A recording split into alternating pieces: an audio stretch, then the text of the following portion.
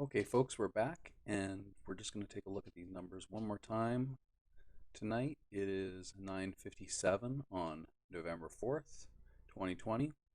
If you check this out, here's our Nevada numbers. These have not changed too much. They did change a little bit. You'll see it's updated on the spreadsheet, but we're going to take a look at the spreadsheet here. So, as I said, Nevada did not change all day. We have not got any updates on this ABC News site. And it turns out that as long as Biden gets about 48% of the vote, of the absentee ballot vote in Nevada, he should hold that. That's 6 electoral college votes. Arizona has been called almost everywhere. Otherwise, there are 393,000 outstanding ballots, and you just have to win 40% of them in order to maintain that. Michigan has been called, so that's why you're seeing there's actually more votes here. You'll see a negative number over here. He'd have to, on a recount, he'd have to lose 33,000 votes. Impossible. Pennsylvania. Here we go. So again, Pennsylvania.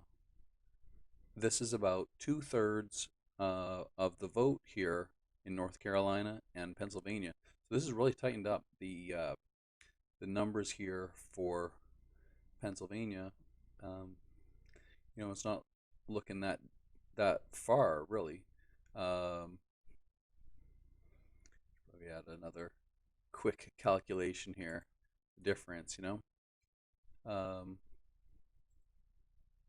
go. Or is that already here? Let's say equals this minus this, right? So ahead by that. Run that right in close there. Okay, so the difference is that in these ones, when it's negative, Biden has the lead. We're subtracting Trump's from his. So anyways, 186,000 votes here for that Trump's ahead, but out of 6 million, right? So out of 6.2 million, and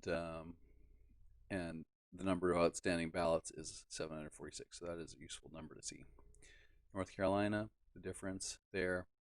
So we calculate this if you're interested in the math. Take the number of outstanding ballots, subtract the difference, divide by 2. Just to get, so this would be this number here. The needs are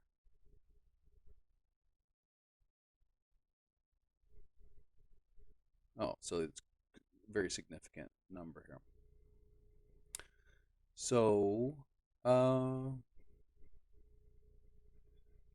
like I say, half of the difference, right? You'd have to get that plus this out of the 269. So Trump could win that many, about 90. He'd have to win 90,000, and Biden would have to win 173. So there you go. Georgia. Again here, we're about 37,000 off. It's really tight, but it's in 95% counted. So again, we've got 37,000 out of 240. You need to win 138 or 57%. So if those are coming from blue counties, you're going to see some shift there potentially. Blue districts, not all counties. Well, perhaps they are, but a lot of this stuff is gerrymandered and set around. I'm not really up on each district in Georgia, but you wouldn't put it past them. Kemp has been up to shenanigans in the past, obviously. Well known as Secretary of State in 2016, 2018, to you know run his own election, right? Run the supervise his own election. So here we go. Um, it's very possible that if these hold, that we're looking at 270, right? Just a win. Again, even a squeaker means that you could be ahead by, let's see, what are we up now? By about 3.5 million votes, a little over 3.5 million votes. So come on, right? That's a lot. This. Let's put this in my quick calculator. There's his total. Here's Biden's total.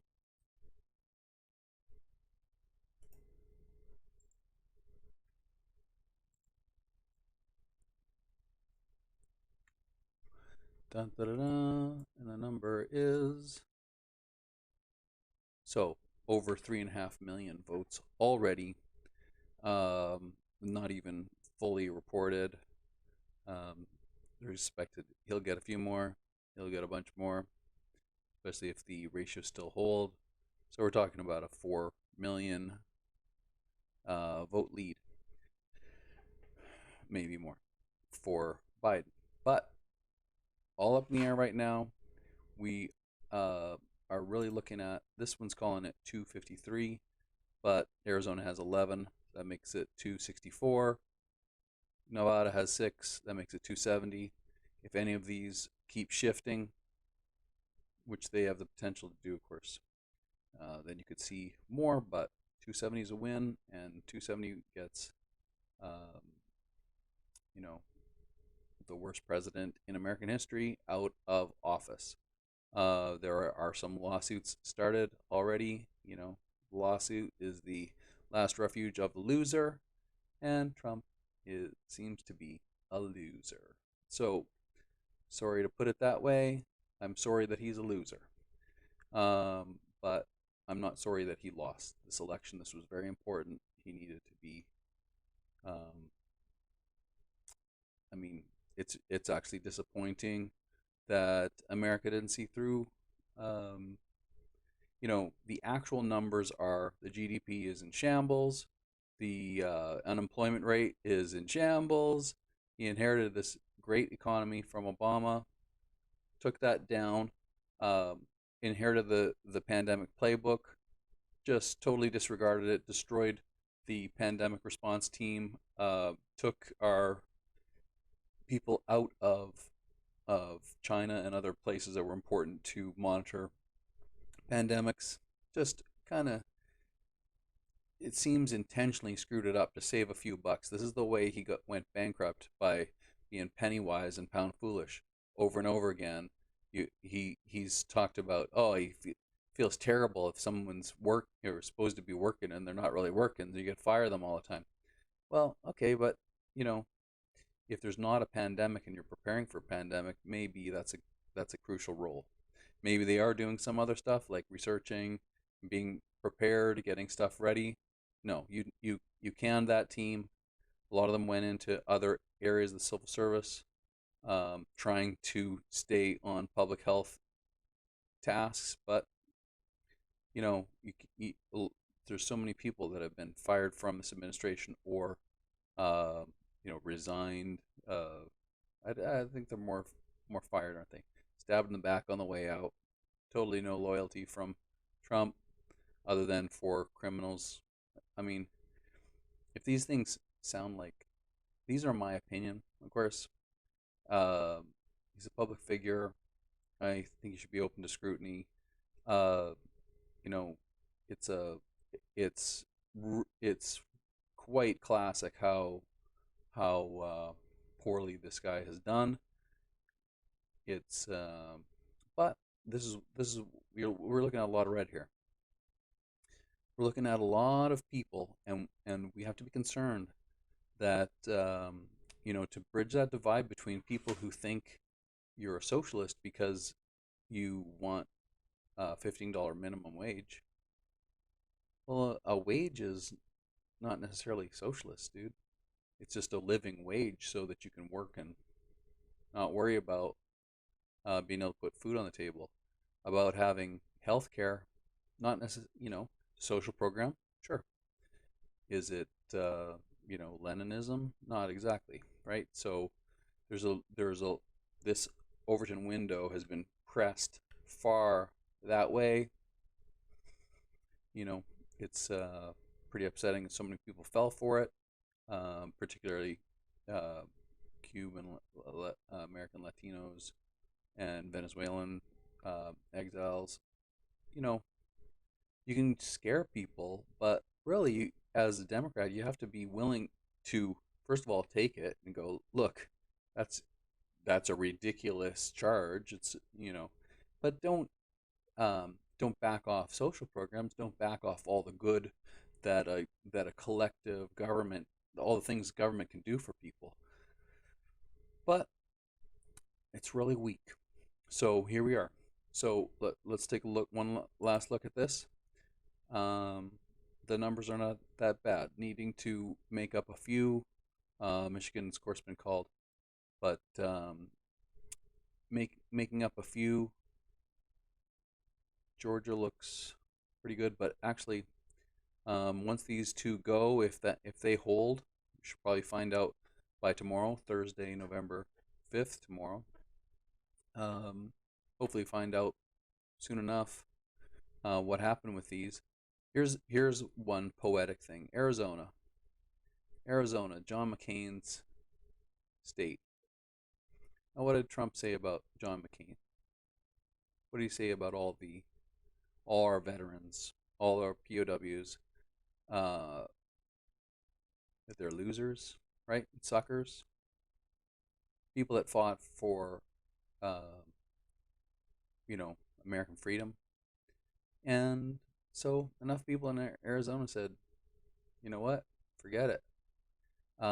Apparently, Arizona hasn't voted for a Democrat for president for quite some time, and I'm not sure what that number is, but it's a significant shift, and it is important when you pay lip service to our military and our veterans, and then you screw them at every turn. You undermine. He's trying to take credit for things that happen at the VA, at the Veterans Administration.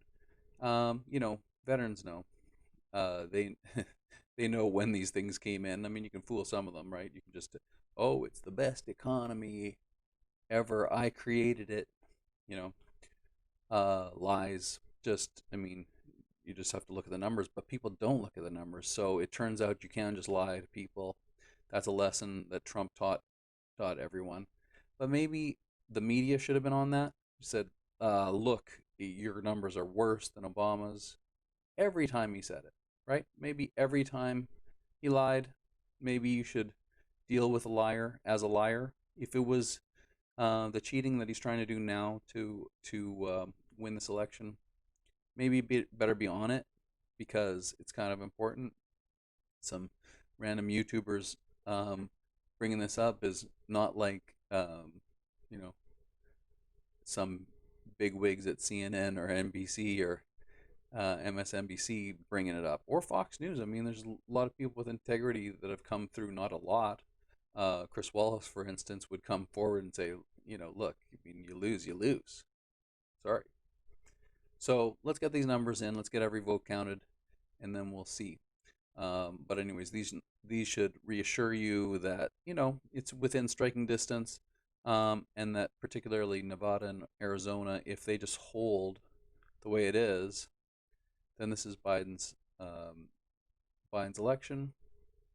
Man, it feels like a long time, right? But stick with it. Don't worry about it. You know, it would be bad if Trump won, but it wouldn't be the end of the world. We'd be okay. We'll figure it out. All right. So take care of yourself. Be nice to each other, and let's see if we can. But get ready to fight to prevent this coup if something happens. They've already started a lawsuit in Michigan apparently. So being nice doesn't mean rolling over. Okay, so get ready for it. Be good to each other, and a very easy stance is you just want every vote counted. Every vote counted. If you want to strike, if you think you can strike down, what is it, 78,000, 79,000 Arizona votes? You think you can do that? You think you can overcount those? You think in Michigan you could legally find that 120,000 ballots were miscounted, or 120,000 piece of paper, right? Like how a block of paper, 500 sheets of paper is that big block. It's a lot of paper, right? And these are thick pieces of paper. I mean, you're not going to sneak those into somebody's closet, right? That's 120,000 ballots. Crazy.